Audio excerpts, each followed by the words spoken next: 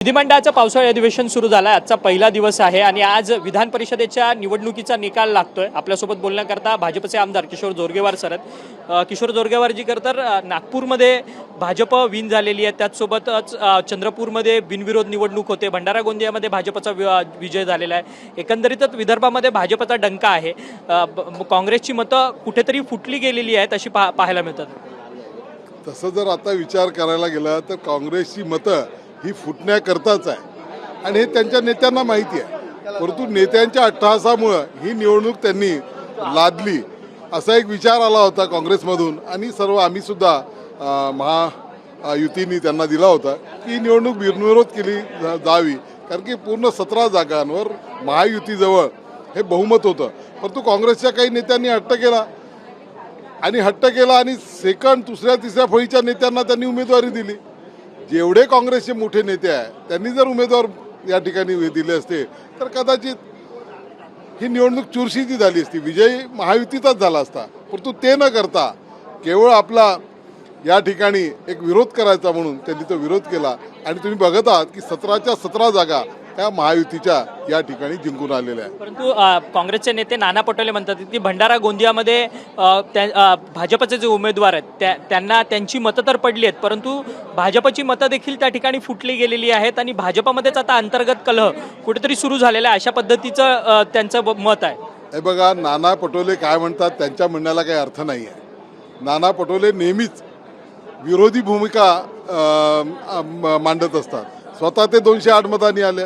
ब्राह्मणकरांना भारतीय जनता पार्टीची तर मतं मिळाली, सोबतच काँग्रेसची सुद्धा मतं मिळालेली आहे, हे त्यांनी लक्षात घ्यावं। आपलं पुढे येऊ नये म्हणून त्यांनी तो त्या पद्धतीचा आरोप केलेला आहे। आम्ही तर चंद्रपूरमध्ये तर बिनविरोध करून टाकली, काँग्रेसचा उमेदवारही तिथे निवडणूक लढायला तयार नव्हता, जेव्हा की तिथे बऱ्यापैकी मतं काँग्रेसची म्हणजे फाईट देण्यासारखी मतं होती, परंतु काँग्रेस त्या ठिकाणी माघार घेतली।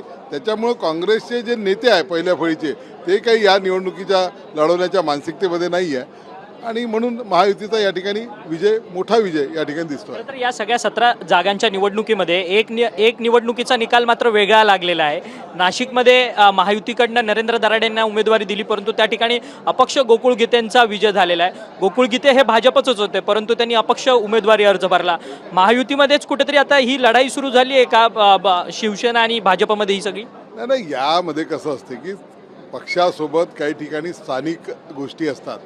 मला असं वाटते की त्या ठिकाणी उमेदवारी गीतेंना द्यावी असा महायुतीतल्या बहुसंख्य जे मतदार आहे त्यांचा एक होता आणि जेव्हा असं लक्षात आलं की जर अशा पद्धतीचं जर झालं नाही तर महाविकास आघाडीचा उमेदवार निवडून येऊ शकतो, त्यामुळे महायुतीचे गीते शेवटी महायुतीचेच आहेत, ते निवडून आलेले आहेत।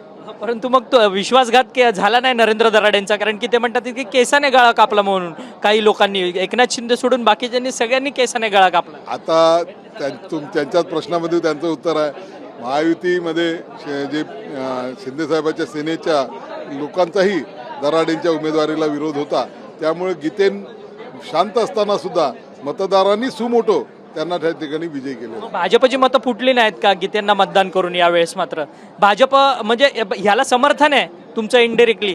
गीते हे महायुतीचे आहे, महायुती त्या ठिकाणी विजय झाली आहे, त्याचा आम्हाला आनंद आहे। खरं तर धन्यवाद, तुम्ही आमच्याशी बातचीत केली। किशोर जोरगेवार होते। किशोर जोरगेवार म्हणतात आहेत गोकुळ गीते हे देखील भाजपचेच आणि महायुतीचेच उमेदवार होते, त्यामुळे जर तिथे महाविकास आघाडीचा उमेदवार दिला असता तर तो जिंकला असता, परंतु आता मात्र महायुतीचाच एखादा उमेदवार अपक्ष राहून तो उभा राहिला, त्यामुळे त्याचा विजय झाला, तो देखील महायुतीचा आता जिंकल्यानंतर अशा पद्धतीची प्रतिक्रिया जी आहे ती किशोर जोरगेवार यांनी आपल्याशी बोलताना व्यक्त केलेली आहे। व्हिडिओ जर्नलिस्ट नाईकसह अक्षय मंकणी, TV9 मराठी, मुंबई।